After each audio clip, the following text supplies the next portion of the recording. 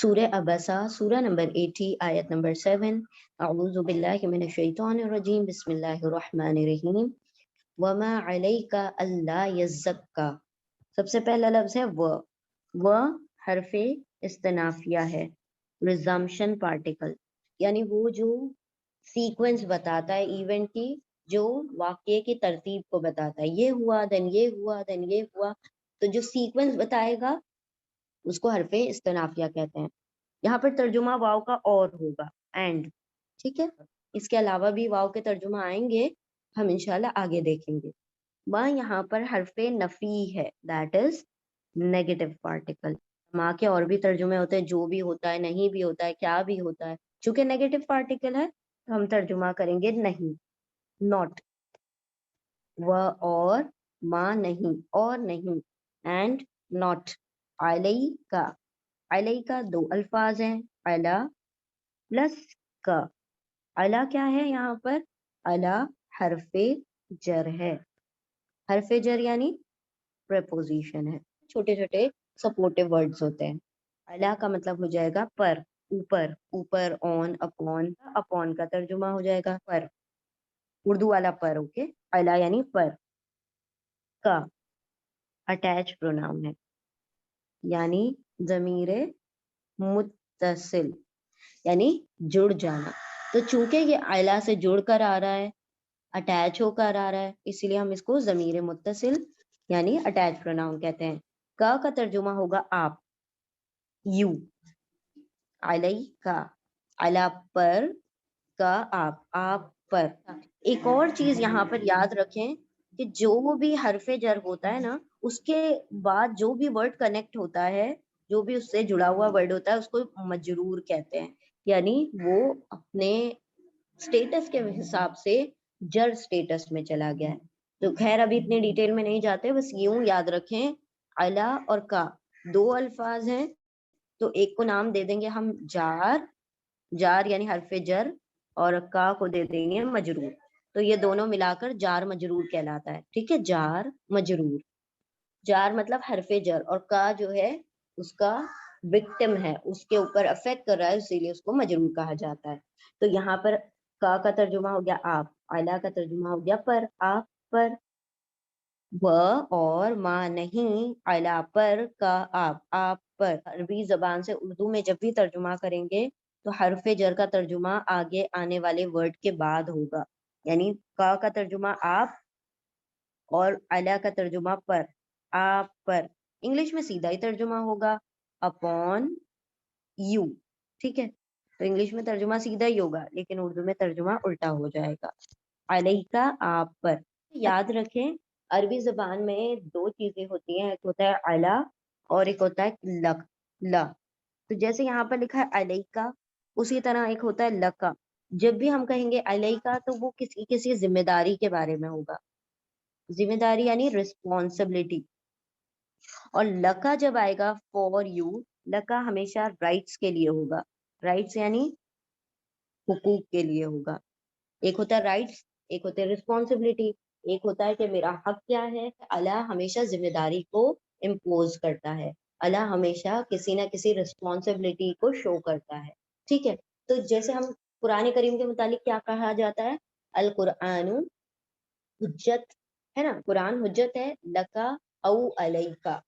لکا یعنی آپ کے حق میں، آپ کے لیے، او یا علیکا آپ کے خلاف.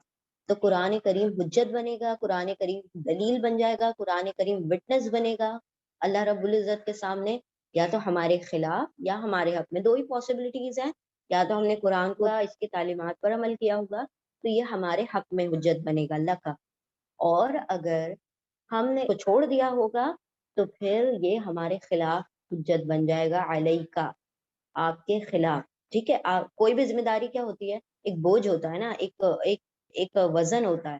اور کوئی چیز فیور جو ہوتا ہے، حق جو ہوتا ہے، کوئی رائٹس جو ہوتے ہیں، وہ کیا ہوتے ہیں؟ ایک ہلکا پن ہوتا ہے، یعنی اس میں کیا چیز مل رہی ہوتی ہے، اس میں مل رہی ہوتی ہے، اور اس میں کوئی چیز جا رہی ہوتی ہے.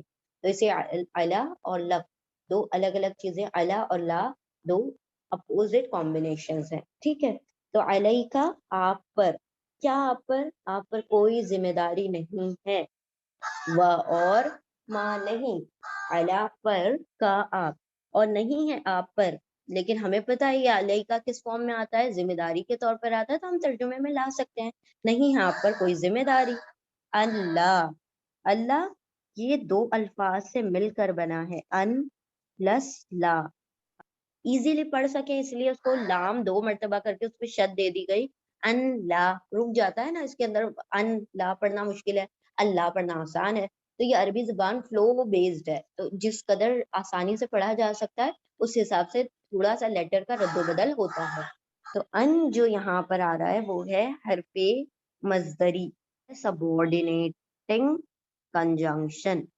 सबऑर्डिनेटिंग कंजंक्शन कब कहा जाता है, जब ये आगे आने वाले फेल को यानी वर्ब को नाउन बना देता है, मजदर बना देता है, वर्बल नाउन बना देता है, इसीलिए इसको अन को सबऑर्डिनेटिंग कंजंक्शन कहीं कहीं पर कहा जाता है। अलग अलग जगह पर अन का अलग अलग काम है, ठीक है। तो यहाँ पर अगर बात नहीं वाज़ेह हुई है तो इट्स ओके, हम इंशाल्लाह आगे फिर चीज आएंगी तो रिपीट हो जाएगा। अन जब मजदरी होता है, जब सबऑर्डिनेटिंग कंजंक्शन होता है, जब ये आगे आने वाले वर्ब को नाउन बना दे, आगे आने वाले वर्ब को फेल को इस्म बना देता है, यानी पूरा का पूरा उसका जो टाइटल है वो चेंज कर देता है, ठीक है। तो टाइटल क्या था, एक वर्ब था, काम था, उसको इस्म बना दिया, नाउन बना दिया, तो इसीलिए उसको सबऑर्डिनेटिंग कंजंक्शन कहा जाता है या हरफे मजदरी कहा जाता है।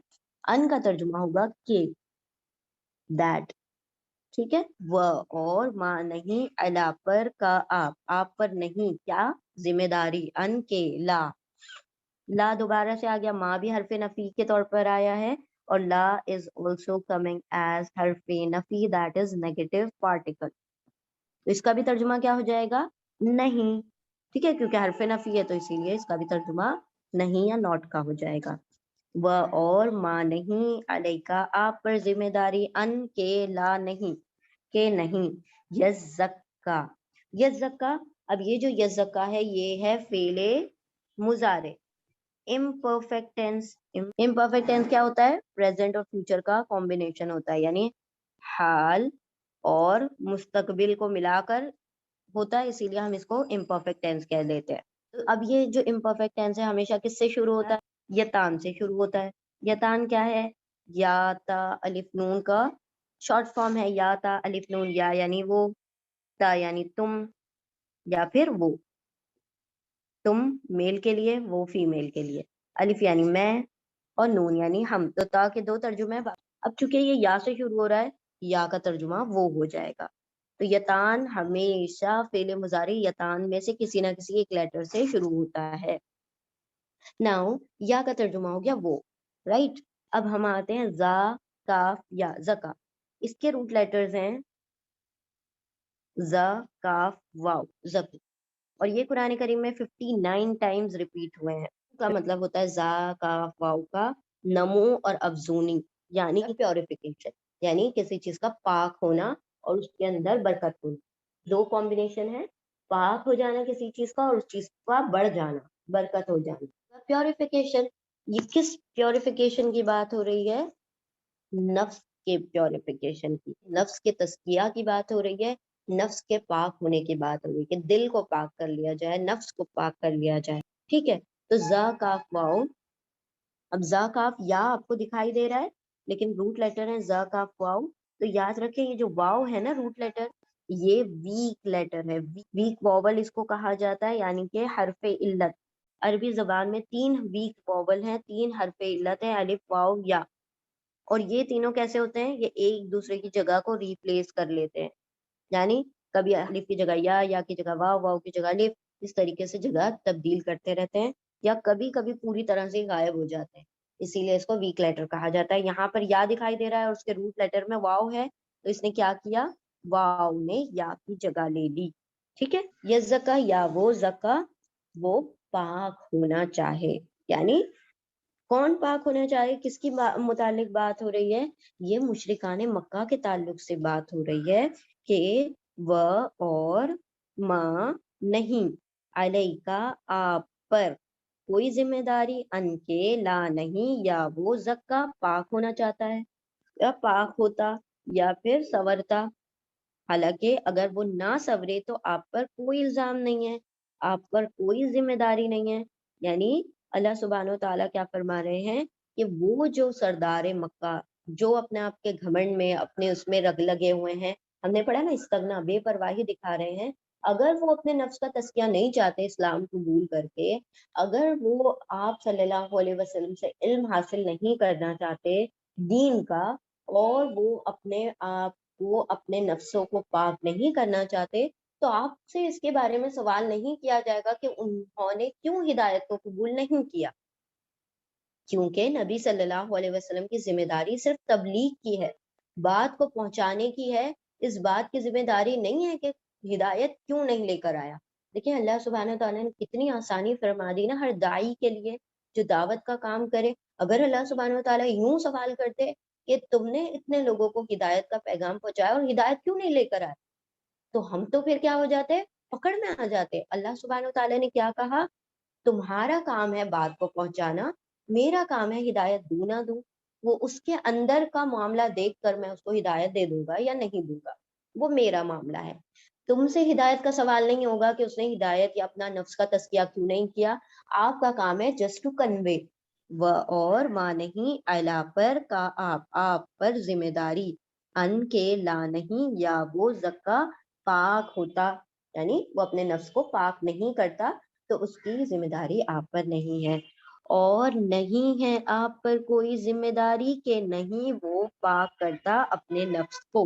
نفس کو لکھا نہیں ہے بٹ نفس کے ہی پاکی کی بات آ رہی ہے یہاں پر. وَإِنْ مَا not عَلَى upon you and that la not ya he zakka purifies himself. You are not responsible for his purity of nafs. ٹھیک ہے، آپ صلی اللہ علیہ وسلم اس کے اندرونی معاملات کے لیے ذمہ دار نہیں ہے. آپ کا ظاہری معاملہ ہے کہ آپ کیا کر دیں، اسے حق پہنچا دیں. And not upon you is any blame if he will not be purified. ٹھیک ہے، الحمدللہ یہاں پر آیت مکمل ہوئی. اور نہیں ہے آپ پر کوئی ذمہ داری کہ نہیں وہ پاک ہوتا. بارک اللہ لی ولکم فی القرآن العظیم ونفعنی وإیاکم بالذکر وآیات الحکیم. جزاکم اللہ خیرا کثیرا. السلام علیکم ورحمۃ اللہ وبرکاتہ.